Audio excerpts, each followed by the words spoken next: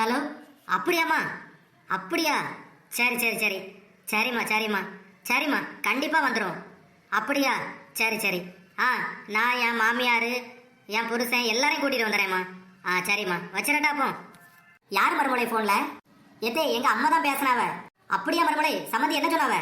எத்தே, நாளை கழிச்சு எங்கள் பெரியம்மாக்கும் பெரியப்பாக்கும் 60ஆம் கல்யாணமா.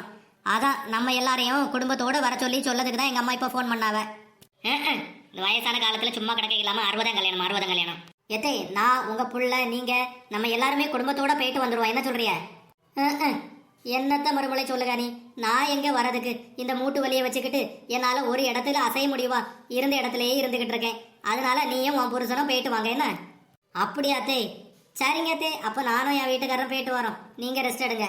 ஆமாம், இப்போ சொன்னால அதாம்மா. சரி, நீங்கள் 2 பேருமே போயிட்டு வாங்க. சிறிது நேரத்திற்கு பிறகு. ஹலோ எக்கா, நீயா? என்ன பத்த மகராசி? என்னக்கா திடீர்னு ஃபோன் பண்ணியிருக்க? வீட்டு பக்கம் வர சொன்னா வரவே மாட்டேங்கிற. என்ன, ஏதோ முக்கியமான விஷயமா? அப்படியா? உன் பேத்திக்கா காது குத்தா? சரி சரி, ரொம்ப சந்தோஷங்கா. குலதெய்வம் கோயில்ல வச்சா? அப்படியா? சரி சரி, ரொம்ப ரொம்ப சந்தோஷங்கா. என்னக்கா நீ இதெல்லாம் போட்டு என்கிட்ட சொல்லிட்டு கிடக்கணுமாகும்? நான் என் முவையும் மருமவா எல்லாரையும் கூட்டிட்டு குடும்பத்தோட நாங்கள் வரோம். என்ன? ஆமா, பின்ன பேத்தியை பார்க்கலன்னா எப்படி? சரி சரி, நாங்கள் கண்டிப்பாக வந்துடுவோம். என்ன, வைக்கட்டா? சரி. மருமொழி, ஏம்மா மருமொழி, என்னத்தை எதுக்கு கூப்பிட்டிய?